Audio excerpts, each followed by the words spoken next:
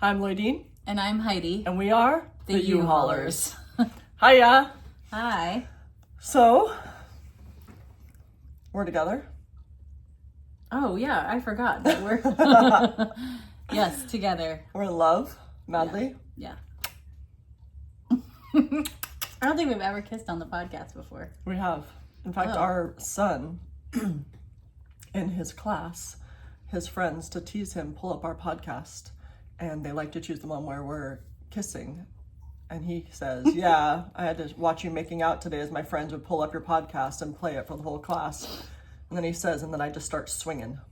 You know, nobody talks about how challenging it is to, be living in this new age of constant posting and phones and cameras all the time, and teenagers. And it doesn't matter that teenagers are like, my body, my choice. And we're like, our podcast, our choices.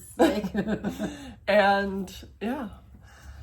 And even when he has me block all his friends, it doesn't matter because they find us on YouTube. Yeah, I'm public, so it doesn't help. Anyways, yeah, it's pretty great. So I don't know what episode it was, but we have definitely kissed in some way. I forgot. Maybe it was already. But yeah, still together, happily. Yeah.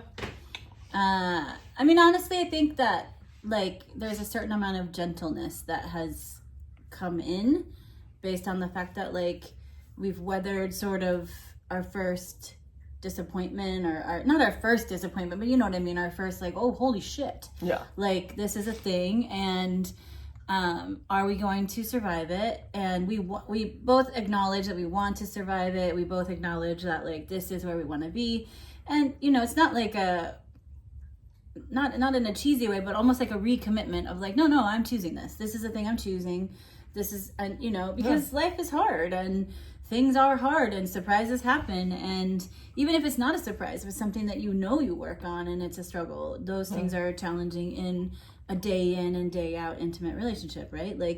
Because now all the things that I know are my weaknesses, you encounter day in and day out, right? Mm-hmm. And that's not sexy. I mean, it's not. Am I wrong? No, I was just gonna say you're sexy. That's what I was just... But you know what I mean, though. Yeah, when you get to go home to your own place, or even in those new stages where you're on best behavior. Yeah. You don't encounter as many of the things that make you a human, and so you feel a little bit more like a movie. Yeah. But now we feel less like a movie. Or more like a movie. No. I mean, you love feeling like a movie. You know what? More like a reality TV show. Ew, no. No, I'm just saying what we went through. I know what you're saying, but I think this is actually a perfect thing to a perfect way to frame it, is that relationships aren't like a movie. Right. They're not. And I think our generation was one of the first generations raised on visible love stories. Fairy tales and verbal histories and those kinds of things, right? Or even the movies that came right before our generation of movies, right? They didn't romantic comedies weren't what they are. Yeah. And so we were raised on this idea that there is kind of a hurdle, and then you get over it, and then you're madly in love, and the birds twitter, and you're happily ever after, into right? the sunset. And that's why we're all bored by long-term commitment, because it's not fun and exciting, and it doesn't have little miss bored constantly with long-term. You know what I mean? Because we were raised that it is that beginning phase is exciting, and then once you make the commitment, your story's done. Thank you. Goodbye. Next. Right? Well, let me see the next romantic comedy where we're not sure if they're going to get together and it's all the third act. Okay, great. We're living the third act now. And I think in some people's worlds, that is why their marriage falls apart, because the third act is boring. It is. There is no question now as to whether or not you and I are going to get together. We got together. There might still be questions that remain as to whether we stay together. Right? Those things happen throughout a long-term marriage over and over and over again as you choose that person, right? So, okay, but it's still not, that's just ew. ew, that's bad. Oh, don't do that. Oh, stop. Yeah. Those kinds of things. Not like, oh, are they gonna? Is it maybe? Oh, how cute. Yeah. Right? There's just not that. So, I think... She's about to divorce me now. No. Because she's like, oh, I'm bored now. And now that we've No, that's my whole point, is that our relationship is never boring, which is, I mean, you say it's not like a movie, which I get what you're saying, because it is one of those things where people struggle because they watch in the movies and then they're like, this is not real life, and that's what they've always seen what love should be. So I 100% agree. But You're falling off the screen. For someone with my personality, it's when I would look at, just regular happy relationships, there were times when I was a kid that it did seem boring. But the thing about us is, that is what everyone talks about, is how our life is not like riding off into the sunset rom-com, but it is. Could you really say our life was boring? No, but that's not, I guess you would wish that it would be a little. Oh, I would love for it to be boring. Wish it would be. Could we please have boring? Yeah. I'm just kidding. I don't. And that's not because of me, but No. it's because of the things. I'm saying specifically of teenagers and the things that. No, but I think even teenagers, right? Our family has had to go through that we don't always share publicly, but our life, the craziest things have happened to us that we've had. I could count 5 to 10 things that will never happen to another family probably in the history of their life, and it has happened in the first 2 years of our marriage. Agreed. So. But I think like even if the exterior stimuli was more normal or traditional trajectory, because you and I have this sort of insatiable personal journey that we're both on, right? So I think that you're right. We have had a bunch of stuff thrown at us that not normal, you know what I mean, that other families may not ever encounter. Typical families may not ever encounter. Fine. But I think even at that, right? So, because I don't want to say publicly well, it's boring unless the world is really unkind to you and throws a bunch of tough stuff at you. Right. I think that you can't. I think it is hard, right? Because my personal development doesn't necessarily track with your personal development, and there is that act of choosing in each of those iterations, which is again, part of what I'm saying about, it is a nail biter, right? For if you're paying attention, it's just not the kind of nail biter that's cute, right? It's like, right. I'm taking this personal journey, here is what I am doing in my business, right? And my articulated goals and how that's doing things, and that necessarily impacts you, right? I'm working longer hours. I have things that are different. You're making personal decisions in your world and in your career, that impacts me. Right. But I think that, you're like you said the other day, you're like, we're not the 2.5 kids with a white picket fence and one pet and, the same factory job for the next 40 years. At the same time, I think there is this feeling in long-term relationships where you're like, well, of course.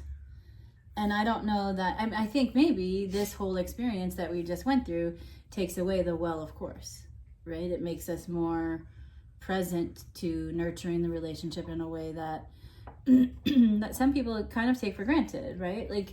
And I like to think it's because we talked about the whole thing, we had the whole thing on the table, we didn't hide anything, because the well, of course, couples, of course that person's going to be there, of course, those are the couples that end up in front of me at my work, right? Where they're just like, yeah, it just fell apart, I don't really know, 1,000 little reasons, 1,000 little things. She's a divorce attorney.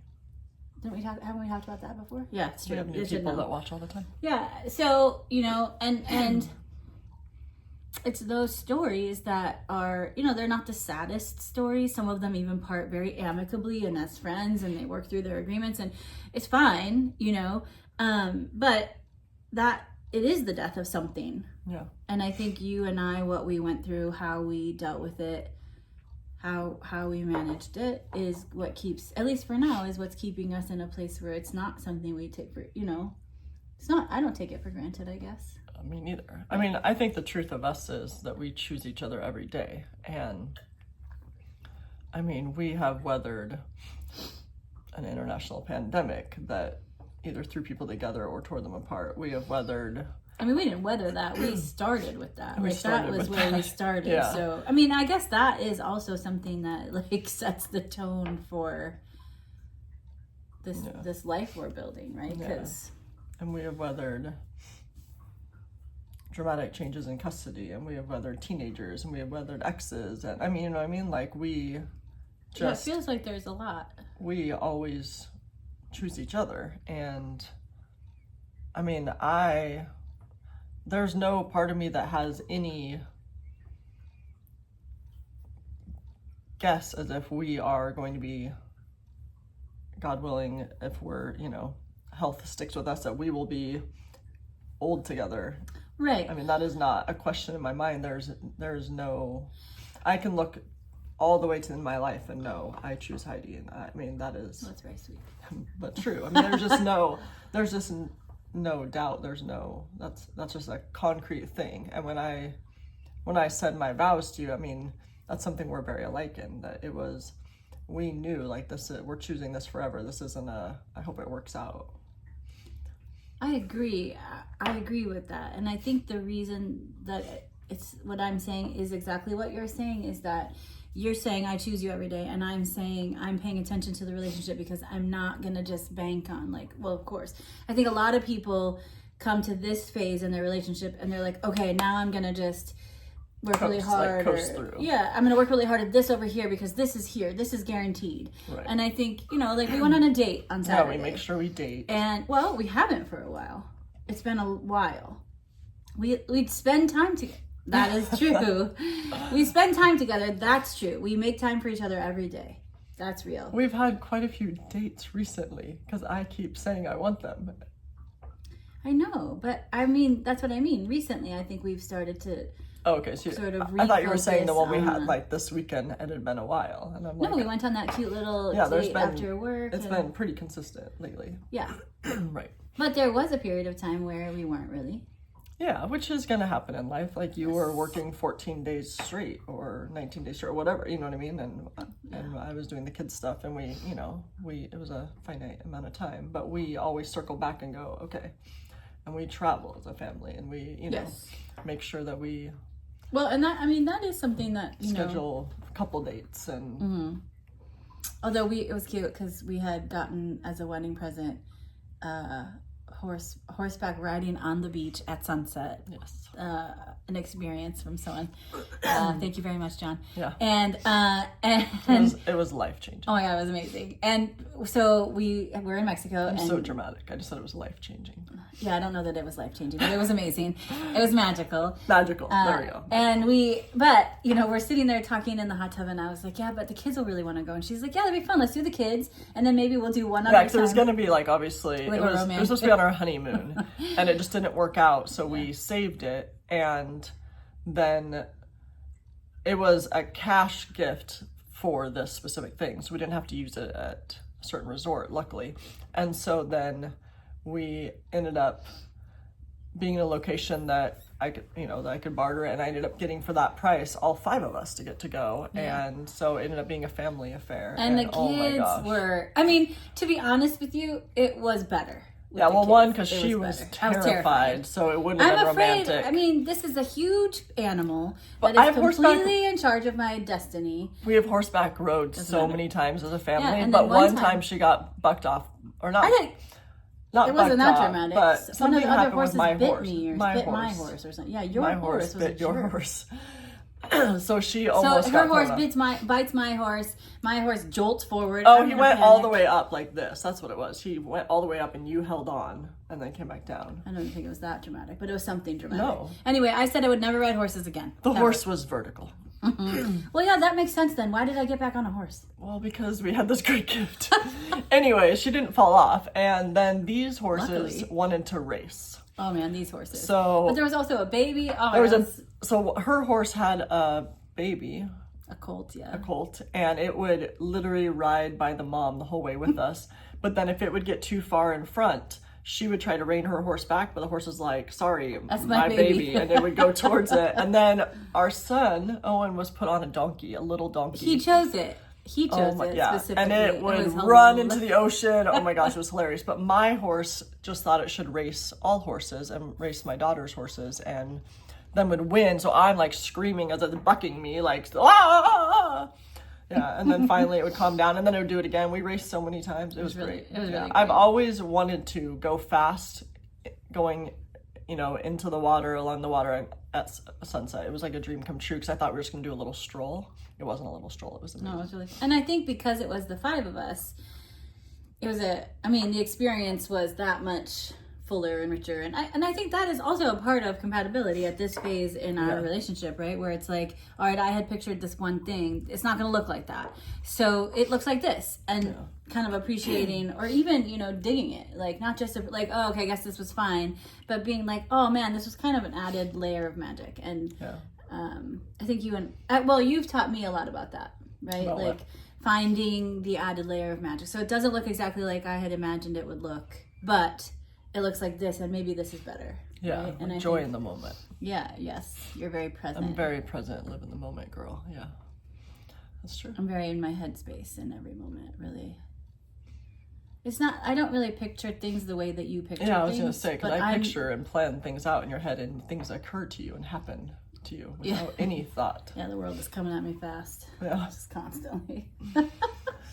Yeah. Anyway. So, yeah. Wait, was that it? We're together? That was the only thing we're talking about that? So I wanted to talk about my ex. I had a realization, which I kind of shared with you. Yeah. So when I had the meeting or the therapy appointment, that everyone got to see with the therapist. Yeah. One of the things we talked about. I didn't get to see it. You didn't watch it? No. I showed parts. I saw. I think maybe the most important moments, but I didn't watch it. Okay. It felt like an invasion. I was like, this is therapy. I don't want to watch her therapy. Like, you get to deal with that. Well, I told you all about it, and you saw the parts I'm talking about. So, okay. And you're welcome to watch it anytime, because the world is allowed to watch it. So, yeah. She talked about attachment problems. Yeah. When I was first going through it all with her, she would talk a lot about fear of commitment, and now she referred to it as attachment problems, where they kind of go hand in hand. And she was talking about how there are obviously coping mechanisms, and therapy can really help, but it definitely is something that someone wants to go see a therapist with, because it will follow you into relationships. Attachment problems? Yeah. Okay. And it will be different in a relationship with someone that struggles with attachment problems versus someone that doesn't. There'll be an ease to the relationship. There'll be a, kind of like I talk about, just like feels like I'm just breathing, being with you. There'll be a comfort and a flow that isn't there when you're going up against someone battling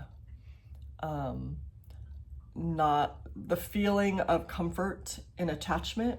Relationships supposed to feel comfortable when you attach and when you join, but if you have an attachment problem, that foreign feeling causes something in them. They can't handle it, and so they want to cut and run, because and so they're having to go up against that and use their coping mechanisms. But I had another meeting with the therapist after that, because something occurred to me. Okay. Here I'd been studying about fear of commitment and attachment problems and reading up on it back when we broke up, and now I talked to a therapist about it. And one thing I never took into account with my ex was the fact that I think everything that was said would be true, but the reason I think that wasn't fair for my ex, and I talked to a therapist about this, and she was like, oh, I never realized that is really important, is a couple things. One, my ex was married before, and to a man, and was not the one that ended it and did not want it to end. Right. And fought very, hard for the marriage. And so I started going through everything and realizing that every time any fear of commitment, so-called, or attachment problems came up, it was only to do with women. Okay. so one thing that, you know, my therapist, she lives in the Netherlands. They do not deal with this religion that comes after gays in the way that it does here. They're very open there, and let's move. Yeah. And so, and my ex, like me, like you, grew up in very strict religion. And just like me, families that were very grounded in religion and known for their religion, you know. My family is very well known in the Christian world. Her family, pastors and Southern Baptists and deep in that, right? And so that realization was, if I was a man and we fell in love the way we did, I don't think we would have had the problems that we had. It was because she fell in love with me and it felt safe in the bubble of the big cities we were in. Sure. Big cities she lived in, the big New York when she lived there. Then when she moved, she went to another place that was known for having a, you know, a safety bubble in that city. And when we were in those cities, it was very much, you know, I want to just be happy. I want to marry you and have kids with you and love you. But then the moment it would get real, and not just with me, but it had been a pattern with her where she had fallen in love with a woman and then wanted that, and then the woman was like, I'm ready to get married, and she would just just bawl because she did not want to lose the relationship but could not take that step, even though it's what she wanted. Sure. And she thought she had kind of gotten through that and kind of learned her lesson with me and wasn't gonna make that mistake again. But then when it got real with us, the same thing happened. Sure. And there was a lot of kind of getting thrown back into the closet, I say, where she had a family member that came out and was very vocal about it. So she thought, oh, good, it's safe for me to come out. But then when she came out, it was very much a, you know, why does God hate me to give me 2 gay children, you know, kind of, you know, feeling. And then, you know, like, don't tell your sister I don't want her to be gay too. I mean, you know, those kind of things. And now, you know, imagine, so she's kind of like, okay, I'm just not going to deal with that until I find the one, because I don't want to, you know, family's just going to pretend like she just has lots of, you know, friends, you know, girlfriends, and they just don't talk about it. But then when it gets real, where you're supposed to go to family vacations and you're supposed to be online and you're supposed to make public announcements, it was very much a, I'm in love with you and we're going to have this amazing love affair, and then I'm going to tell you you can't be online with me, you can't post about me, we can't get married, we can't ever go to a family event, like, it's hidden. She goes, I'm not going to do that to you. So it was that realization of being honest in herself, like, you're what I want, but this isn't fair to you because you've come out, your family are very open, you've decided this is, you know, the path you're going to choose. And so it was this realization that she was struggling under this religious trauma versus it just being this attachment problem because she can't handle the feeling of attaching to someone. And then through therapy and an openness in her family and a healing and time and accepting her other family member, and then her realizing that she gets to choose happiness for herself and that God loves her, because it was always very much not just her family, but it hinged on if she would even run into someone that said they were a Christian, she would get very scared because they would love her personality, they would have this great connection, and she was so scared they would find out that we had dated or how we met, or find out anything about her past, because then she thought they would judge her or not love her anymore. And so there was many situations. It's why she ran out of a convention after, you know, saying she was gay to someone that seemed safe because it was a gay couple, and then someone that she had prayed with that was a Christian walked up, and she realized that person was about to introduce her to this person, and she was scared they would find out, and she literally ran out of the convention and called me in a panic, you know, and it's just like, God really wants me to deal with this.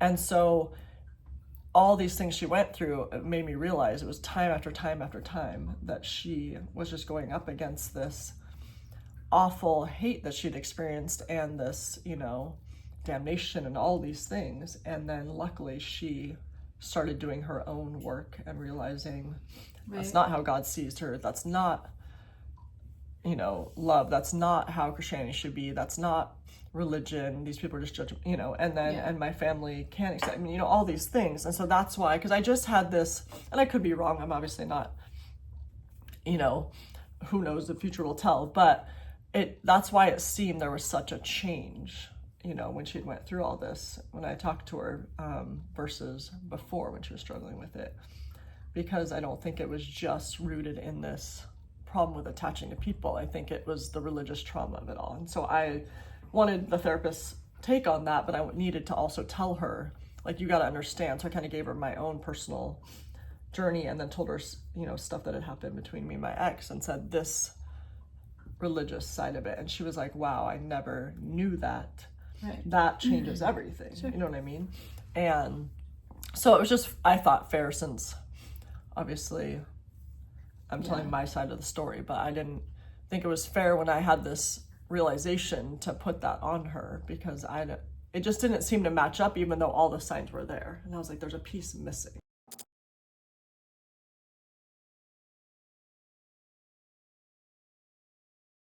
We'll see you soon. Bye.